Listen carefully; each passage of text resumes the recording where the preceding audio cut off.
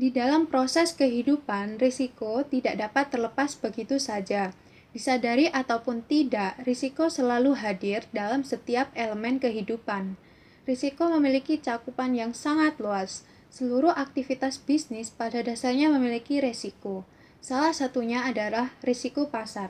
Risiko pasar timbul akibat perubahan harga pasar dan instrumen keuangan lainnya. Melalui manajemen risiko, semua risiko dapat dihindari bahkan dihilangkan. Diperlukan adanya peran manajemen risiko yang antisipatif untuk memprediksi terjadinya risiko berlebih yang mana dapat menyebabkan terpuruknya perusahaan. Lalu selanjutnya adalah definisi risiko pasar. Sebenarnya apa sih definisi risiko pasar?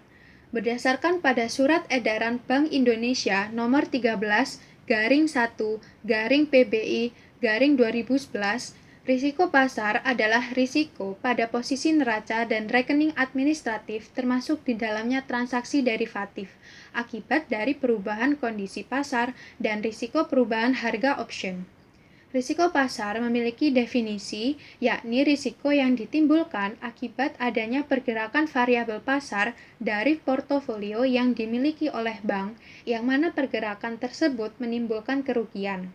Menurut Mahardian tahun 2008, pergerakan yang dimaksud adalah suku bunga dan nilai tukar. Bentuk-bentuk risiko pasar.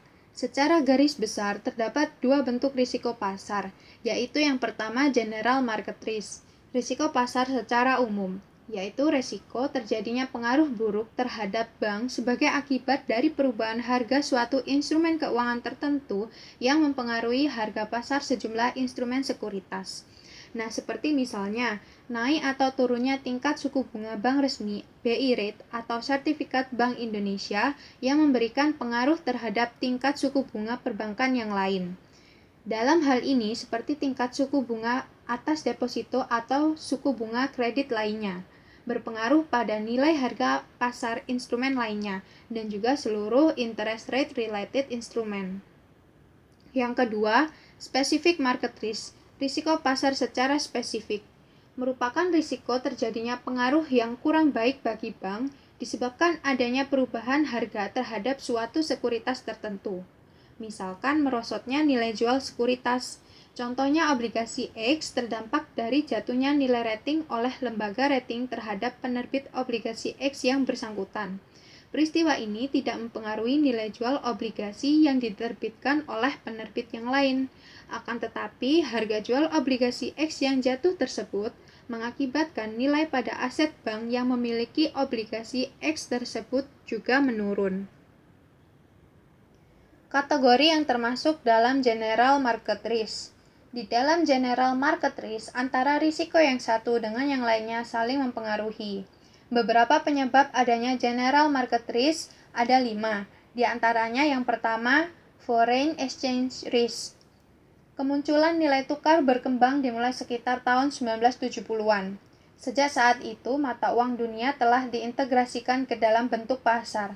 Terutama terlihat bahwa penerapan sistem tersebut memungkinkan banyak peserta untuk berpartisipasi dalam pasar valuta asing. Aktivitas jual beli falas memberikan keuntungan atas selisih harga beli dan harga jual. Seperti contoh krisis moneter yang terjadi di beberapa negara Asia. Mulanya disebabkan menurunnya nilai tukar rupiah terhadap valuta asing US dollar dengan tajam pada waktu yang singkat. Pasar falas menggabungkan currency menjadi dua bentuk kategori. Di antaranya yang pertama hard currencies, meliputi mata uang dari negara-negara dengan tingkat kestabilan moneter yang tinggi atau biasanya dari negara maju, serta sering digunakan oleh banyak pihak sebagai tolak ukur dalam mengkonversikan mata uang negaranya. Sebagai contoh yaitu US dollar dengan rial Saudi. Yang kedua, soft currencies, merupakan mata uang yang diterbitkan suatu negara, akan tetapi jarang digunakan dalam transaksi pasar bisnis internasional. Salah satu alasannya yaitu belum memiliki nilai kelayakan. Yang kedua, interest rate risk. Risiko tingkat suku bunga yaitu potensi risiko yang diakibatkan terhadap perubahan suku bunga yang muncul di pasaran. serta mampu memberi pengaruh terhadap pendapatan perusahaan. Yang ketiga, commodity position risk, di mana risiko perubahan nilai komoditi yaitu kondisi adanya kerugian akibat perubahan harga atas barang komoditi di pasar karena faktor-faktor tertentu. Yang keempat, equity position risk. Risiko perubahan kekayaan memiliki pengertian suatu perubahan atas kondisi kekayaan perusahaan, stock and share. Contohnya yaitu prediksi atas terjadinya perubahan penurunan maupun kenaikan harga suatu saham tertentu di pasar modal mengakibatkan potensi kerugian ataupun potensi keuntungan. Nah, yang terakhir yang kelima yaitu political risk. Kestabilan politik merupakan urgensi bagi suatu negara. Kestabilan politik menciptakan pembangunan negara yang berkelanjutan.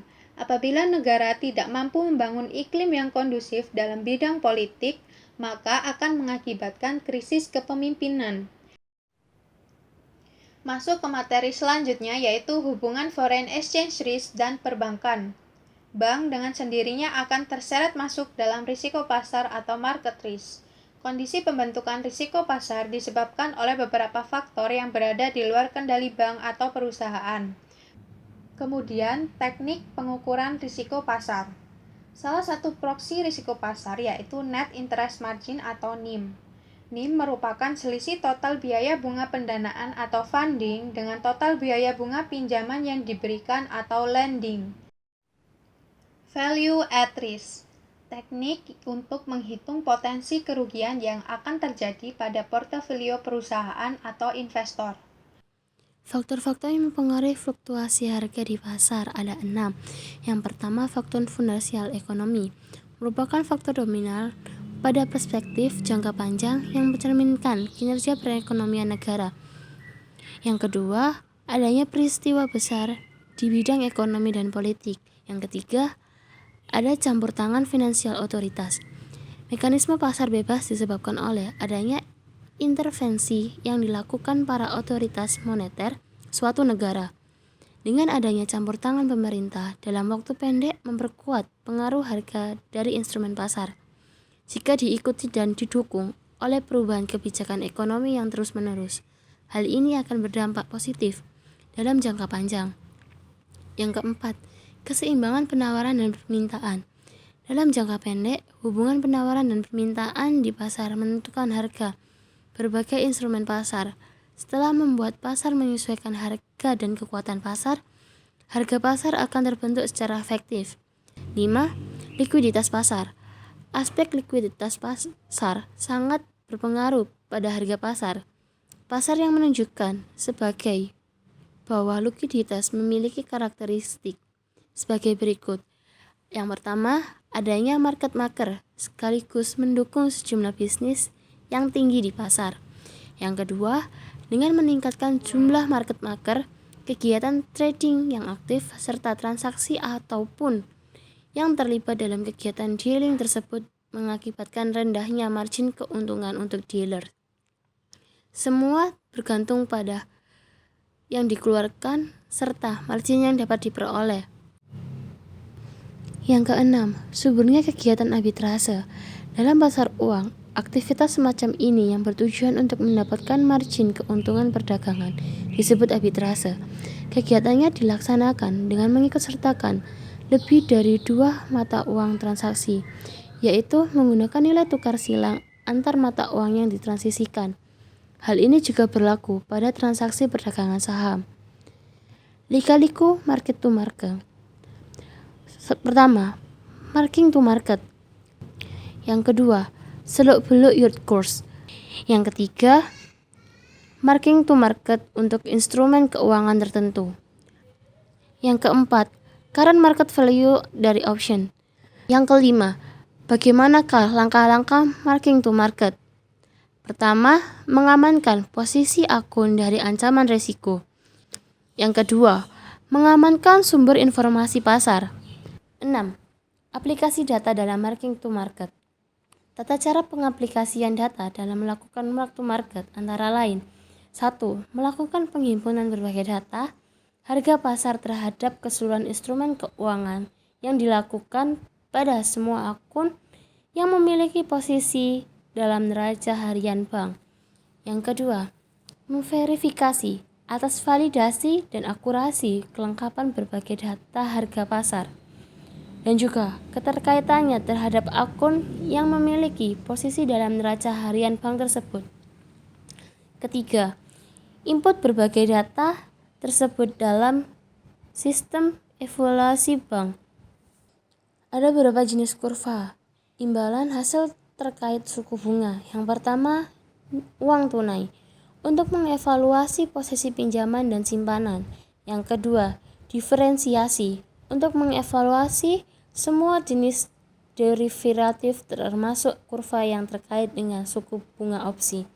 Yang ketiga, bonds untuk mengetahui harga obligasi dengan mengacu pada harga obligasi yang aktif di perdagangan bursa efek. Keempat, basis adalah selisih variabel antara kurs transaksi dan kurs penelusuran atau selisih antara dua suku bunga atau harga tertentu. Penyelesaian masalah risiko pasar. Berikut ini merupakan beberapa cara untuk memperlakukan risiko di antaranya. 1. Dihindari. Maksud dari dihindari yaitu risiko tersebut masih dipertimbangkan untuk diambil, seperti risiko tersebut tidak termasuk kategori risiko yang diharapkan perusahaan, atau karena probabilitas risiko tersebut jauh lebih besar dibandingkan dengan keuntungan yang didapatkan. Yang kedua, menerima dan mempertahankan. Ini berlaku jika risiko tersebut berada di tingkat yang paling ekonomis. Yang ketiga, menaikkan, menurunkan, atau menghilangkan. Arti bahwa jika risiko tersebut dapat dikembalikan dengan mengelola yang optimal ataupun melalui pengoperasian exit strategi. Yang keempat, mengurangi, seperti melakukan diversifikasi portofolio yang tersedia ataupun membagi risiko dengan pihak lain. Dipagari, maksudnya yaitu jika risiko terlindungi secara artifisial seperti dilakukan netralisasi terhadap risiko hingga batas yang ditentukan dengan instrumen derivatif.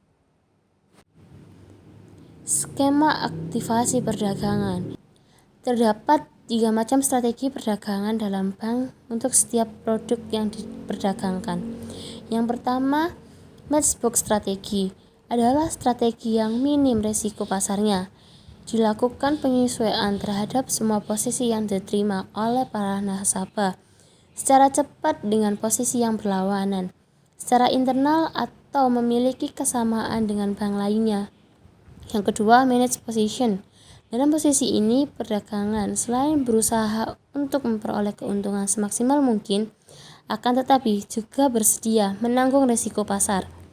Strategi ini dilakukan dengan mengambil posisi atas instrumen pasar tertentu dalam perdagangan. Yang ketiga, market maker. Bank bertindak sebagai penguasa pasar dengan memberikan question market price-nya, yaitu harga jual ataupun harga beli instrumen pasar keuangan. Berikut ini merupakan contoh studi kasus General Market Risk. Pembukuan bank global yang dilakukan oleh Bank Indonesia. Bank Indonesia pada 14 Desember 2004 memutuskan untuk melakukan pembukuan kegiatan usaha PT Bank Global Terbuka. Pembekuan terjadi karena rasio kecukupan modal memiliki persentase yaitu minus 39%, serta pelanggaran kebijakan minimum giro wajib. Lebih dari 8.000 nasabah di berbagai kantor cabangnya mengalami kerepotan untuk mengurus pengembalian dananya.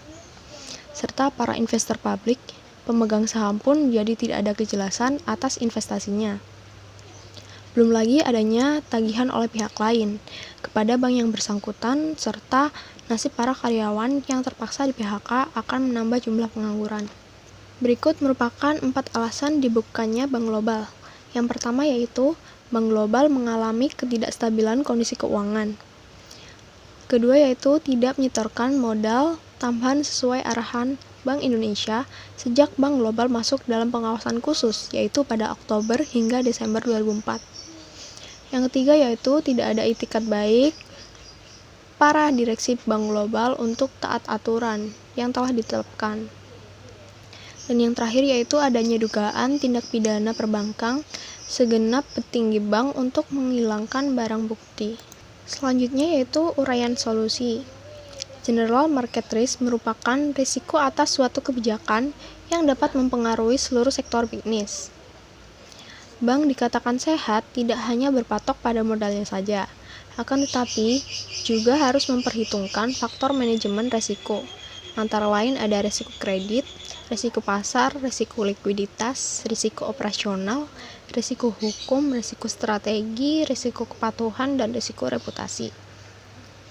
Hal ini menjadi pembelajaran bahwa dalam pengelolaan keuangan dan manajemen perbankan harus sesuai dengan ketentuan yang telah ditetapkan pemerintah, serta semestinya telah menetapkan prudent banking.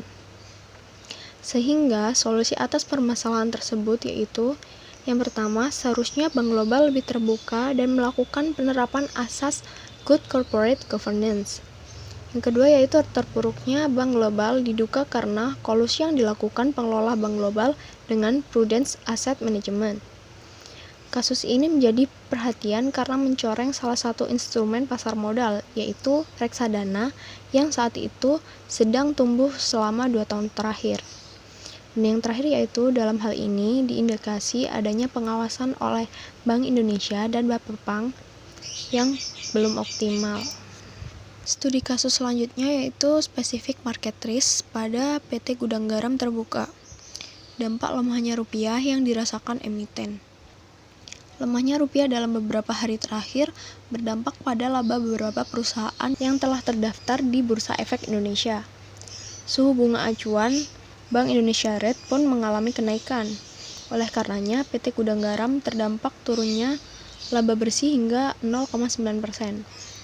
Kualitas bahan baku utama seperti tembakau, cengkeh, lokal dipengaruhi faktor cuaca yang tidak menentu. Hal ini menyebabkan turunnya kualitas panen lokal dan perusahaan rokok tersebut terpaksa melakukan impor persediaan bahan baku untuk menjaga kualitasnya. Selain faktor yang telah disebutkan, terdapat faktor lain seperti regulasi dari pemerintah mengenai rokok yang berdasar pada PP nomor 109 tentang pengamanan bahan yang mengandung zat adiktif berupa produk tembakau bagi kesehatan yang dikeluarkan pemerintah pada tahun 2012. Aturan di dalamnya memuat bahwa adanya kenaikan bea cukai dan kewajiban untuk menampilkan gambar-gambar seram bahaya merokok pada kemasan produk dan iklan produk. Analisis dari kasus tersebut yaitu spesifik market risk memiliki pengertian risiko yang dialami pada sebagian sektor bisnis dan tidak menyeluruh. Kasus tersebut merupakan kasus pada industri rokok. Salah satu upaya yang dilakukan perusahaan terkait risiko yang ada yaitu dengan memberlakukan kebijakan penawaran pensiun dini kepada karyawan, terutama pada tenaga pabrik dan operasional. Alasan utama perusahaan mengantisipasi dampak yang tidak diinginkan di masa mendatang akibat ketatnya peraturan pemerintah Indonesia terkait dengan industri rokok. Kesimpulan dan saran. Market risk atau risiko pasar adalah kerugian yang diderita oleh bank yang terlihat dari posisi on dan off balance sheet bank akibat terjadinya perubahan market risk dan aset bank, suku bunga dan valuta asing, market volatility, serta market liquidity. Risiko pasar secara umum ada 2 bentuk, yaitu general market risk dan specific market risk. Untuk sarannya yaitu manajemen risiko pasar yang baik sangat penting untuk diperhatikan bagi suatu unit bisnis dan perbankan. Hal ini dapat dipertimbangkan dengan memperhatikan beberapa faktor, salah satunya seperti pendistribusian risiko, agar risiko yang akan timbul dapat diprediksi dengan persiapan strategi yang implementatif. Oleh karena itu, kami sebagai penulis menyarankan pentingnya melakukan pengukuran ruang lingkup risiko yang lebih terarah untuk mengantisipasi terjadinya risiko berlebih. Sekian presentasi dari kelompok kami. Apabila ada salah kata dan pengetikan, mohon maaf yang sebesar-besarnya.